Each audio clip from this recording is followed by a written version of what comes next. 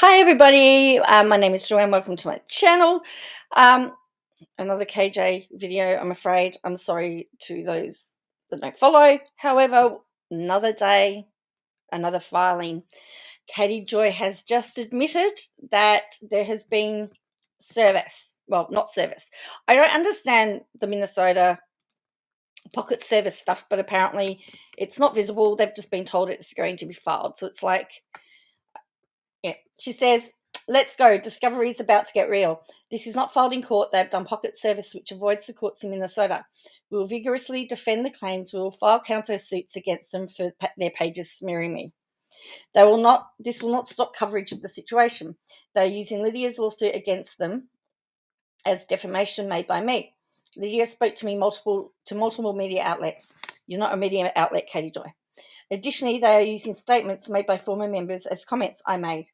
Please email me all the screenshots you have of disparaging comments which they've made about me on all their pages. And she posts her email address. Well, that's very smart.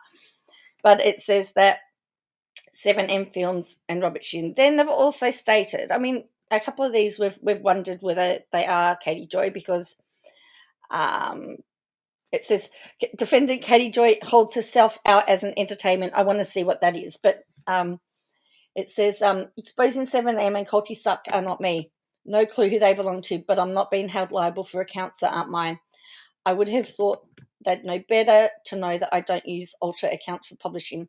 I don't post to TikTok, so it's irrelevant. The second Twitter account I don't use. The fact is she's been sharing posts from those pages. So she has been publishing comments or republishing comments. So I wanted to find out about defamation law. And I found this, which is very, very interesting. And for those of you that have been following Katie Joy for a while, you'll find this amusing. Because we know that Katie Joy had a lawyer. Her first lawyer in the Tidy Westbrook case was, in fact, Aaron Hall. And he's got this on his homepage, defamation, slander, and libel laws in Minnesota. So he says the purpose of defamation laws is to protect people from false statements that may harm others. We know that. Oh, the other thing you need to bear in mind is that if you watch the recent live, she kept talking about the fact that they don't know Californian law. Well, it's quite interesting that they're filing in Minnesota. Hello. So, yeah, we'll just leave it there. Defamation is not defined by a Minnesota statute. However, defamation is a common law course of action that is well established in Minnesota case law. So a statute means it's not government made. There's no government made, and common law means that judge made law. So that's the difference, okay? So there's common law where decisions, they use other cases to make decisions, and statute or government made law.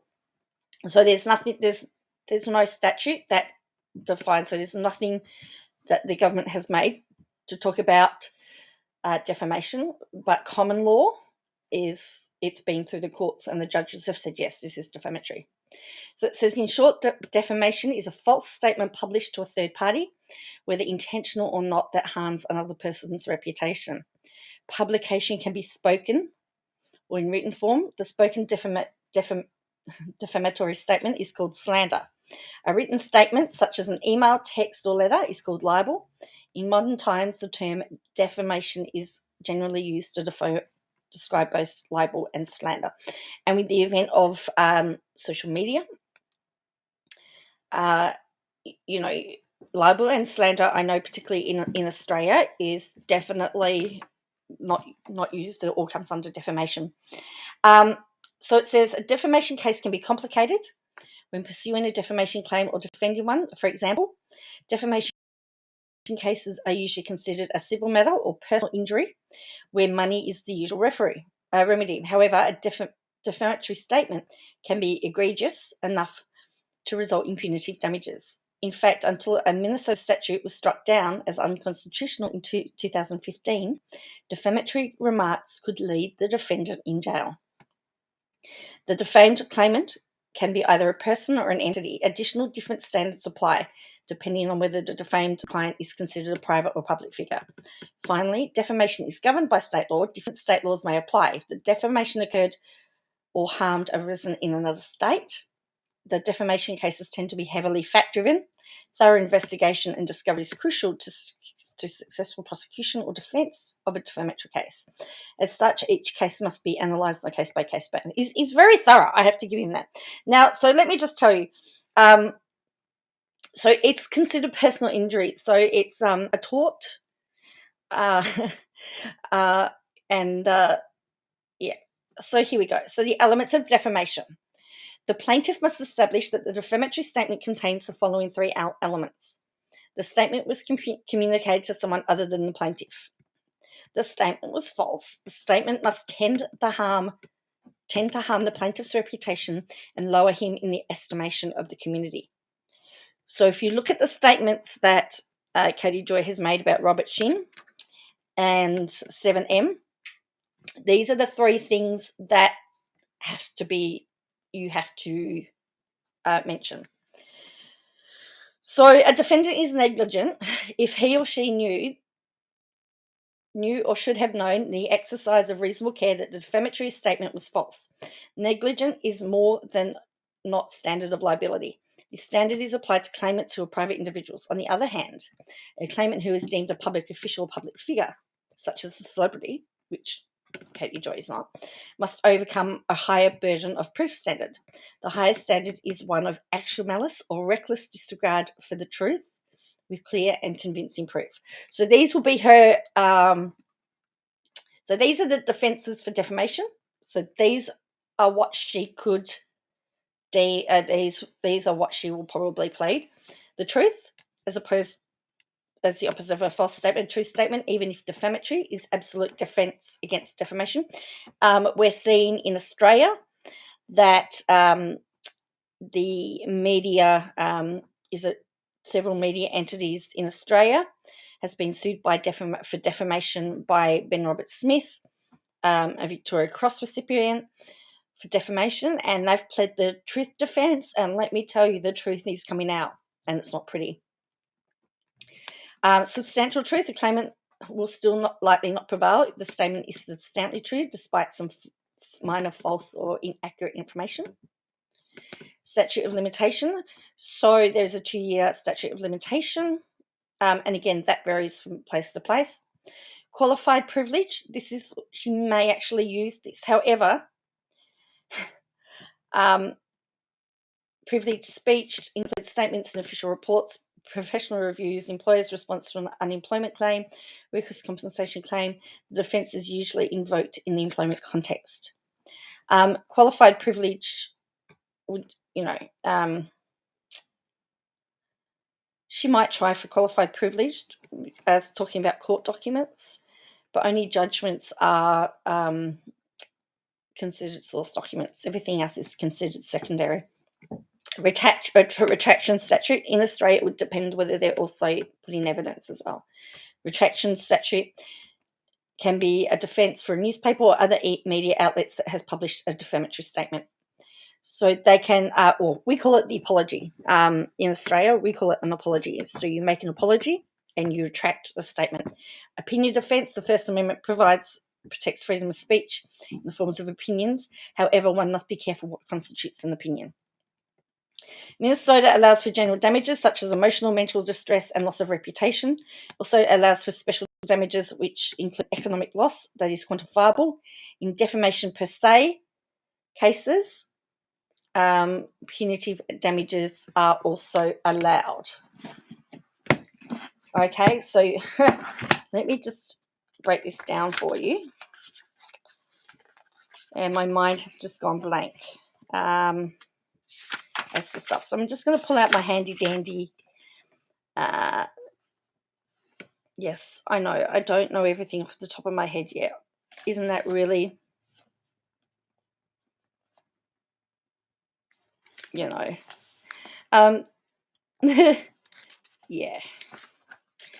Isn't it bad that I can't remember what some of these things are?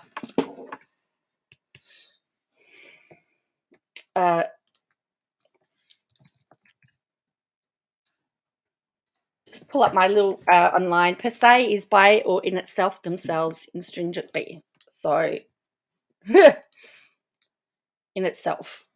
So defamation in itself, just looked up my little legal dictionary. So it's sort of defamation in itself, okay? So, and punitive damages. Then I just want to get you. I just want to get you the correct definitions, and I'm just pulling up damages exceeding simple compensation and awarded to punish the defendant. So that's on top of the normal. So you would have, yeah. So we have different lists of stuff. So, so a recent defamation case involved former Minnesota Governor Jesse Ventura and the late Navy SEAL turned author Chris Kyle. Mr. Ventura was allegedly defamed in Mr. Kyle's best-selling autobiography, American Sniper. Mr. Ventura claimed the false statement ostracized him from the SEAL community in which he was a member. The jury, split by verdict of 8-2, awarded Mr. Ventura $500,000 for defamation damages and $1.3 million for unjust enrichment. This is a rare case where a public figure won a defamation claim and the case may have precedential value. So when they're looking at public figures now, this case will be cited. Okay, so criminal defamation. So then, so the government can also criminal defamation. So you can have criminal defamation, which is interesting. But anyway, so this is from Mr. Aaron Hall. So this is how he has put it here. So I don't know whether he is still acting for her, but he's laid out here quite well what a lot of this is. I don't know whether she will go. I don't know whether she can.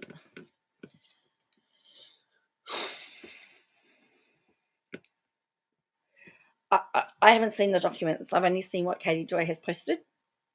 And so I don't really know what the real allegations are. I don't know what is being said. Again, everything's got her spin on it. But I really just wanted to tell you that this is what's got to be proven. And that's, and when they talk about discovery, I mean, she's going to have to, she's probably going, I mean, she's not a journalist, so her sources won't be protected.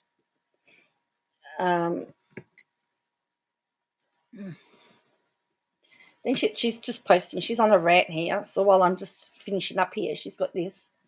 I have no idea what this is about, but to be clear, I've not been deposed by Todd Chrisley. I've not deposed Todd Chrisley. The lawsuit is presently waiting for a ruling by a judge on our motion to dismiss. Todd has his criminal trial set in May. At this point, his lawsuit is not really going to happen until I believe his criminal case is resolved. I've been hearing bits and pieces that 7M is putting evidence together against you, but I haven't seen any proof yet. But info of the Zoom deposition meeting with Todd Chrisley has been posted since it's a public record. I'm sure with TC's lawsuit and maybe 7M, you'll probably have your discovery ready and it'll probably go nowhere since you don't report on anything you don't have concrete proof of. I wouldn't worry if I was you. Well, yes, I have seen there is a court date for something to do with Todd Chrisley and without a crystal ball, so I don't know what she's talking about. I don't know. Again, I don't know. I can't access the records in the US. I can only access judgments at this stage. I can access judgments and yeah. So I just want to give you an update. I'm going to, as I said, I just find it very ironic that Aaron Hall has got all of that stuff on defamation, libel and slander on his webpage. I find that to be really ironic, as I hope all of you regulars do. And I hope to get back to regular programming because I want to discuss Friendly Geordie's new video about the prayer room and the allegations in that and some of the names that have been exposed in that, because that is pretty juicy stuff. And we all should be outraged. To be honest, we should be outraged. But anyway, I hope you have a great day. I hope I've answered some questions. I hope I've been able to clarify some of the stuff because I don't know Minnesota law. I'm just a student. And a lot of the stuff, for example, for defamation in Australia is in my text. It's called contemporary Australian tort law, and defamation is part of that. But I haven't got to defamation yet. We're still doing trespass to the person and trespass to personal property, and which really sort of comes down to stealing. But again, see, in Australia, you've got contextual truth, then you've got publication of documents, and you've got fair reporting of public concern. So there's a lot of different stuff, and Australia's, and I don't know whether Minnesota, for example, has really gone down the social media way, but as you know, if you look at my channel, I've been following Barrelaro versus Friendly Geordies and Google, and it became Google and Barrelaro and Google. And Google didn't file a defense in the defamation allegations, which means they admitted to having defamatory stuff on their platform, on YouTube. So Google has been found liable for comments made on a YouTube channel by complete strangers responding. And they're going to have to make a payment, but we don't know yet. That judgment, we're waiting for all of that type of stuff. They did use, they probably could have done fair reporting process, but they didn't actually file a defense. I just think they figured that it was just easy just to pay it and make it all go away. But it's going to be, it's going to set a precedence now that social media companies are going to have to monitor comments, because any defamatory comment they can be held liable for. And so we know, the facts are, Katie Joy has been putting all over her social media that this company has ceased sponsorship with them, and this company has ceased sponsorship with them, and let's get this, valid people to contact sponsors to ask them to not sponsor them anymore. And so there's evidence of that. And on face value, it does look like there is there is proof of damages. Now, here is the issue that she's got. If she's relying on documents from 2011 to 2013, it will come down to whether they're admissible. If there was just because, let's just say, you do something in 2013, technically hopefully you're not the same person that you were back in 2013 than you are in 2022. Who hasn't done something stupid? So to have the past come up against you, it's the here and now that matters. And so if they're using past things to hold against the company, I don't know. I really don't know. So just remember, I'm only a law student. I have an interest in law, and this is just my interpretation and my opinion. And I live in Australia, so I can, I mainly like to talk about Australian stuff that I do know about. But I do know that YouTube has been found liable. And if I was 7M, and if 7M is watching this, I would add Instagram and YouTube and Twitter to your claims, because that means that they're going to also have to look at every single comment that has been made by her as well. That's just what I would do based on what I've seen in Australia. And as I said, this is going to set a precedence. I'm sure this is going to be spoken about. And the defense, the lawyer for John Barilaro, has asked the judge to go past the limit of compensation. And but we'll see. We'll see what happens. And as soon as that judgment comes out, I'll definitely be looking at it. But, there's a difference between reporting and there's a difference between gossiping. Yes, I've had a little bit of gossip at the start, but that, again, is Katie Joy's own words. And then I've looked at the facts. I've gone for Aaron Hall, which we know was her attorney at some point in time. But yes, anyway, I want to hope that you have a great day. Make sure you hit like and subscribe. Remember, you can always do down here somewhere is a thanks thing. And I've just realized my trigger warning here has a spelling mistake. No one's told me.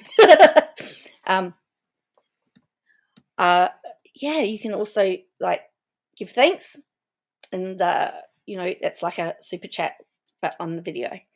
So, and thank you all for watching, and bye for now.